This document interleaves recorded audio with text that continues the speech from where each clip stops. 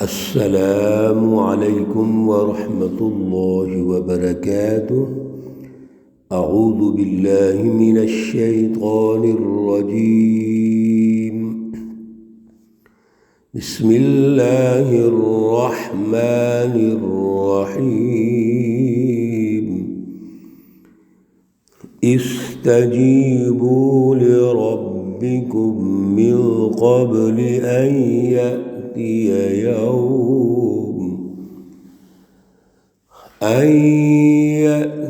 يوم لا مرد له من الله، ما لكم من ملجأ يومئذ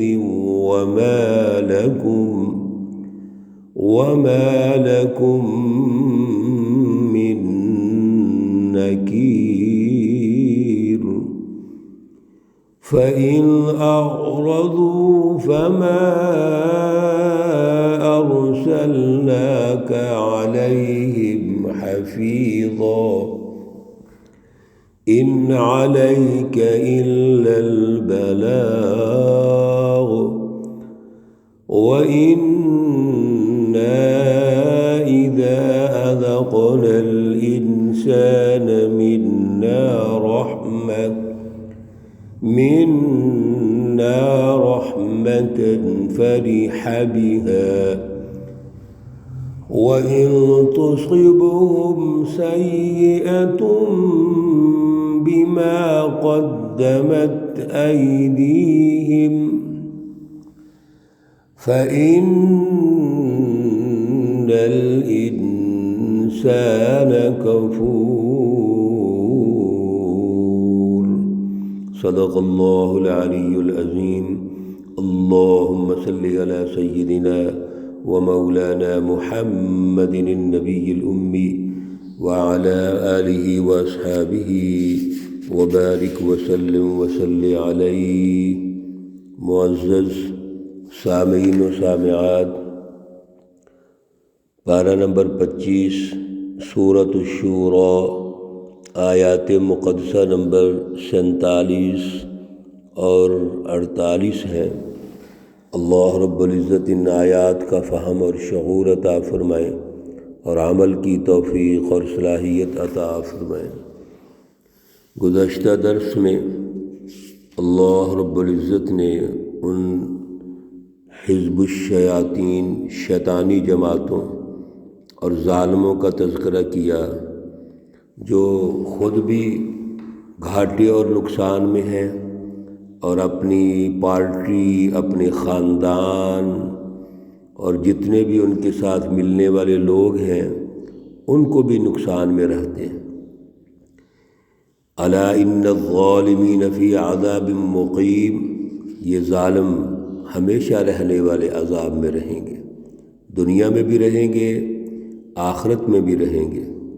پیچھے اللہ رب العزت نے تمام انبیاء کو یہ فرمایا کہ ان اقیموا الدین ولا تتفرقوا فیہ، دین پر قائم رہو اور اس میں کوئی اختلاف نہیں ہونا چاہیے۔ اور پھر رسول اللہ صلی اللہ علیہ وسلم کو فرمایا فَلِذَلِكَ فَادْعُ وَاسْتَقِمْ كَمَا أُمِرْتَ وَلَا تَتَّبِعْ أَهْوَاءَهُمْ۔ آیت مقدسہ نمبر 15 ہے کہ آپ دعوت دیں اور پھر اس پر مستقل مزاجی سے قائم ہو جائیں۔ اور وَأُمِرْتُ لِأَعْدِلَ بَيْنَكُمْ، آپ عدل کے لیے آئے ہیں اور انسانوں کو عدل قائم کرنے کا حکم دیں۔ لیکن یہ مکہ المکرمہ کے جو ظالم ابو جہل، ابو لہب اور یہ پورا سرداروں کا ایک مافیا ہے، یہ نہیں چاہتا، یہ ظلم قائم کرنا چاہتا ہے، اس لیے یہ ظالم نقصان میں ہوں گے اور ان کو کوئی مددگار نہیں ہوگا، نہ دنیا کے اندر ان کا کوئی مددگار ہوگا، نہ آخرت میں ان کا مددگار ہوگا۔ اور جس کو اللہ پھر گمراہ کر دیں یا ان کے دلوں پر مہر لگا دیں اور ان کے کانوں پر اور اسی طرح آنکھوں پر پردے ڈال دیں تو یہ کبھی بھی گمراہی سے نہیں نکل سکتے۔ وہ کہا کرتے تھے وفی آذاننا وقر، ہمارے کانوں میں ڈاٹ ہے، یعنی سننے کی صلاحیت نہیں ہے، دیکھنے کی صلاحیت نہیں، اور درست راستے کے فیصلے کی صلاحیت نہیں ہے۔ تو یہ ایسے ہے سمم بکم عمی۔ اللہ رب العزت آج کی آیات میں عمومی سطح پر پوری انسانیت کی بات کرتے ہیں کہ استجیبوا، اے لوگوں قبول کر لو۔ مکۃ المکرمہ کے تمام سوسائٹی کو خطاب ہے کہ اللہ رب العزت کی رہنمائی کو قبول کر لو۔ استجیبوا لربکم، اس میں سارے مکہ کے لوگ شامل ہیں۔ رسول اللہ صلی اللہ علیہ وسلم کوہ صفا پہ کھڑے ہو کے دعوت دیتے ہیں، قولوا لا الہ الا اللہ تفلحوا، اور وہاں سے مکہ کے سردار آپ کے مخالف ہو جاتے ہیں۔ اللہ رب العزت سب سے کہتے ہیں استجیبوا لربکم، قبول کر لو، حکم مان لو، سچی رہنمائی کو تسلیم کر لو، اعلیٰ نظریہ، اعلیٰ پروگرام مان لو۔ لربکم یہ کس نے دیا ہے؟ تمہارے رب نے دیا ہے۔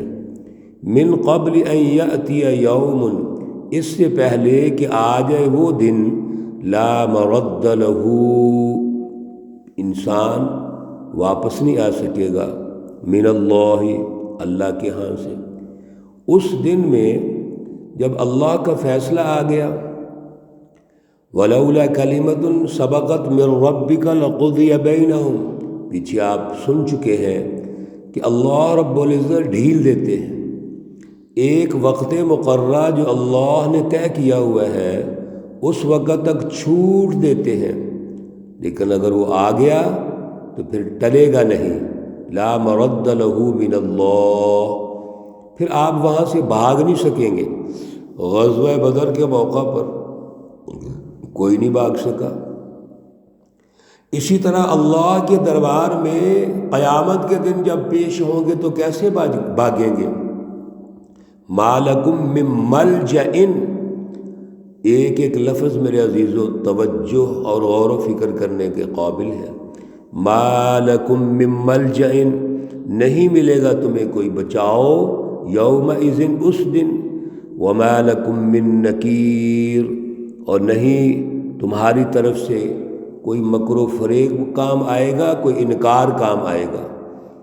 جب اللہ کا عذاب آئے گا اور پھر انقلاب آ جائے گا، رسول اللہ صلی اللہ علیہ وسلم جب غزوات کے موقع پر انقلاب لاتے ہیں تو ان میں سے کوئی بھی بچ نہیں سکے گا۔ کوئی بچ سکا ہے؟ غزوہ بدر کے موقع پر کوئی بچ سکا ہے؟ غزوہ مکہ، فتح مکہ کے موقع پر کوئی بچا ہے؟ سب پکڑے گئے۔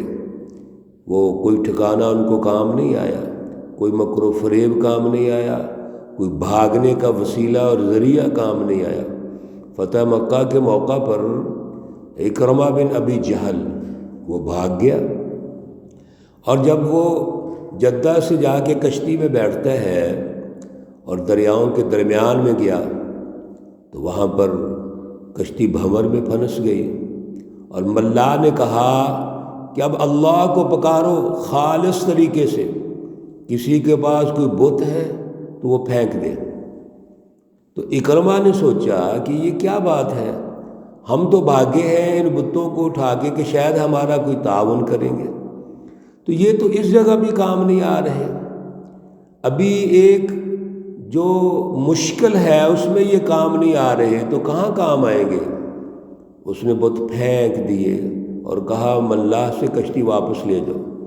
اترا اور اتر کے رسالت مآب رسول اللہ صلی اللہ علیہ وسلم کی خدمت میں حاضر ہوا اور اسلام قبول کر لیا۔